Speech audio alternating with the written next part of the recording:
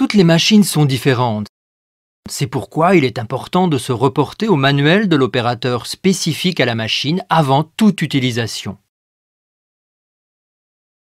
Cette inspection ne doit être effectuée que par un opérateur formé qui a été familiarisé avec l'unité ou a eu le temps de se familiariser lui-même. Tenez compte de la déclaration de familiarisation IPAF et de la personne que l'employeur a désignée. L'opérateur doit être convenablement équipé conformément aux exigences indiquées dans l'évaluation des risques et aux exigences spécifiques au site. Il peut devoir porter un casque de sûreté, des chaussures adéquates, des gants, des lunettes de protection, etc. Normalement, il n'est pas nécessaire de porter un harnais dans une PEMP de type vertical, sauf si l'évaluation des risques stipule le contraire. Pour plus d'informations, consultez la déclaration IPAF sur le harnais disponible sous www.ipaf.org. Effectuez les contrôles avant l'utilisation dans un lieu sûr, à l'écart d'autres personnes et hors de portée d'engins mobiles et de véhicules. Tout risque d'impact avec des obstacles aériens ou des lignes électriques doit être évité. Ne commencez le travail que si vous êtes sûr que la machine qui sera utilisée a subi une inspection. Contrôlez la machine en suivant un ordre logique. Vous trouverez des instructions et des listes de contrôles utiles dans le manuel d'utilisation de la machine. Inspectez la machine pour détecter tout dommage éventuel ou toute craquelure et identifier les éléments endommagés ou manquants. Procédez en commençant avec la plateforme ABC et en travaillant en sens horaire à partir des commandes au sol.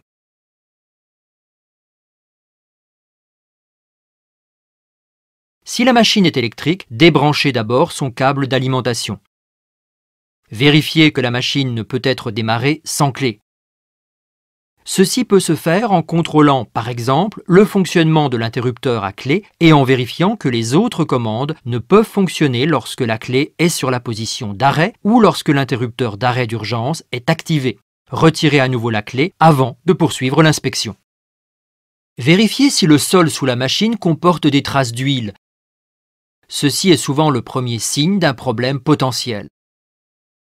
Contrôlez les pneus en gardant à l'esprit que certains pneus solides ou remplis de mousse peuvent avoir une tête de vis à l'opposé de la valve. Contrôlez la pression de gonflage des pneumatiques gonflables. Recherchez les traces de coupure, les fentes et les tresses exposées et vérifiez que la bande de roulement et le flanc du pneu ne sont pas endommagés. Vérifiez si les jantes sont craquelées ou endommagées. Contrôlez la sécurité des roues en recherchant les retenues et les écrous manquants.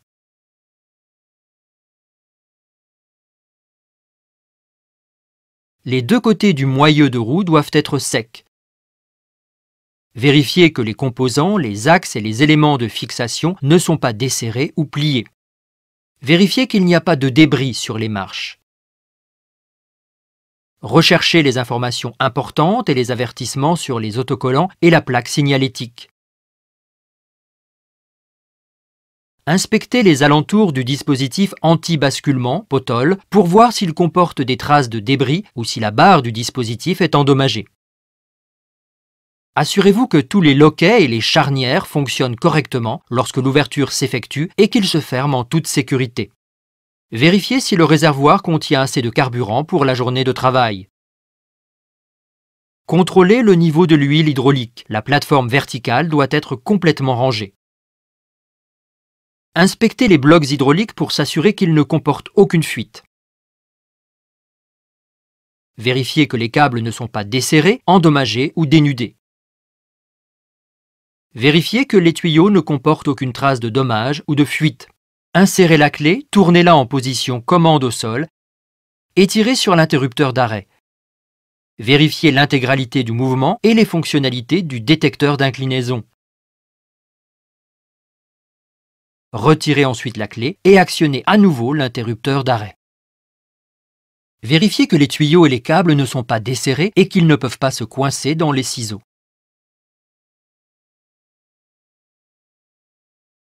Vérifiez que les tuyaux sont étanches et qu'ils ne sont pas effilochés ou endommagés.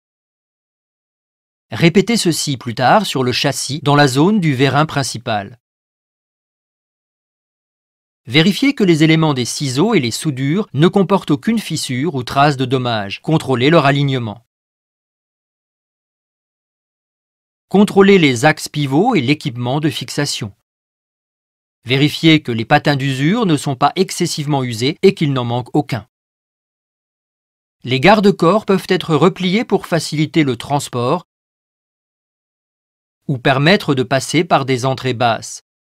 C'est pourquoi il est important de contrôler tous les axes, tous les boulons et l'équipement de fixation. La plateforme ne doit pas présenter de dommages ou de soudures fissurées. Vérifiez que les autocollants sont propres et lisibles et confirmez en même temps la charge maximale d'utilisation, le nombre maximum de personnes autorisées et la vitesse de vent maximum. Assurez-vous que tous les portails d'accès puissent s'ouvrir vers l'intérieur, que le portail d'accès se ferme en toute sécurité et qu'il n'a pas été fixé en position ouverte. Vérifiez si le porte-document de la machine contient un manuel d'exploitation ou des instructions de service et faites-y référence lorsque c'est nécessaire. Effectuez les contrôles dans la zone des roues comme auparavant. Effectuez les contrôles du châssis comme auparavant. Selon que vous utilisez une plateforme élévatrice à moteur diesel, électrique, à gaz ou à bicarburation, effectuez les contrôles appropriés en fonction de la machine utilisée. Contrôlez le niveau du liquide de refroidissement et les tuyaux du radiateur. Les contrôles de batterie sont indispensables. Ces contrôles exigent de porter un équipement de protection personnelle approprié. Pour effectuer ces contrôles, dans le cas de batterie d'accumulateur au plomb, isolez si possible la batterie et retirez les couvercles de batterie dans un endroit bien aéré pour permettre au gaz de se volatiliser.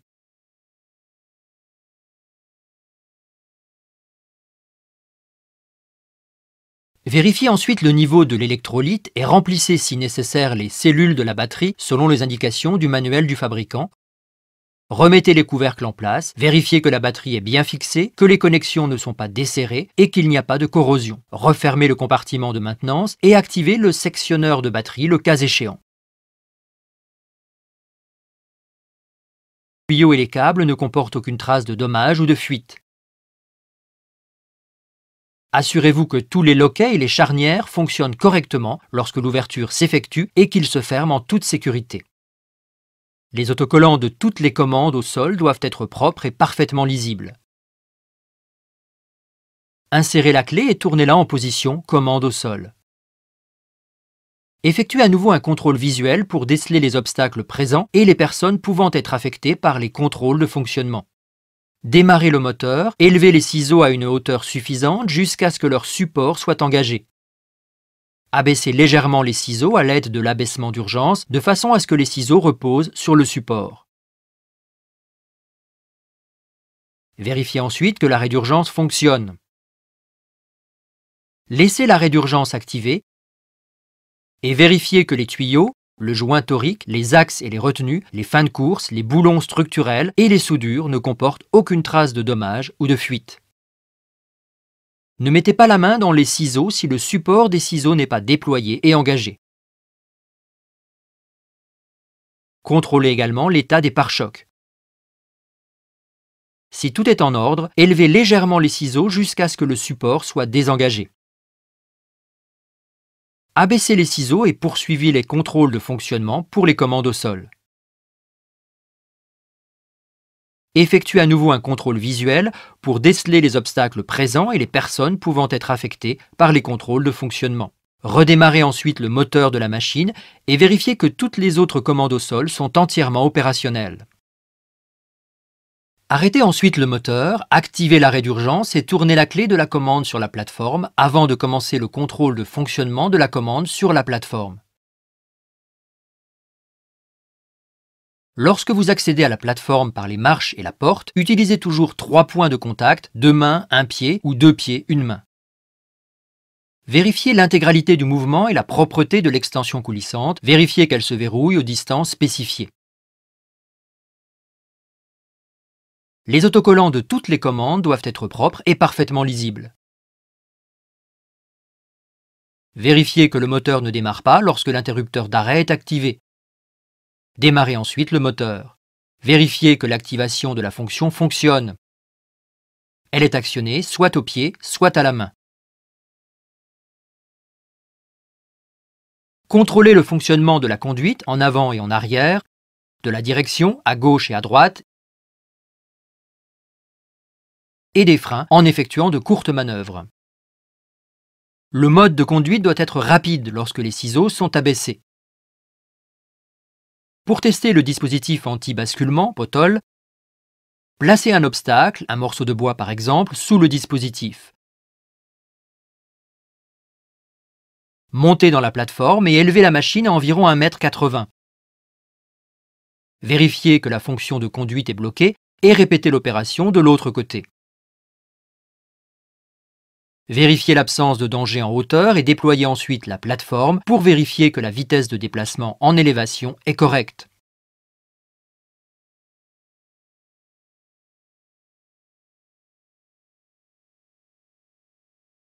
Arrêtez le moteur et contrôlez l'entraînement auxiliaire ou les commandes de l'abaissement d'urgence. Redémarrez ensuite le moteur et contrôlez les fonctions de la plateforme restante. Pour cela, regardez toujours en direction du pivotement avant d'effectuer un mouvement. Amenez à présent la plateforme verticale sur une pente d'essai conformément aux indications données dans le manuel du fabricant pour vérifier que les essieux oscillants sont opérationnels et que les roues restent en contact avec le sol. Sur les machines qui ne sont pas équipées d'essieux oscillants, cette étape permet de vérifier que le détecteur d'inclinaison réagit et bloque le déploiement des ciseaux. Lorsque le test est satisfaisant, garez la machine dans un endroit sûr et sécurisé. La machine devrait pouvoir être utilisée en toute sécurité lorsque les contrôles visuels et les contrôles de fonction ont été effectués. N'oubliez pas de documenter vos contrôles. En cas de questions spécifiques à la machine, reportez-vous toujours au manuel du fabricant. En cas de défaillance, arrêtez la machine, isolez-la, apposez un panneau sur la machine et signalez la défectuosité à votre superviseur.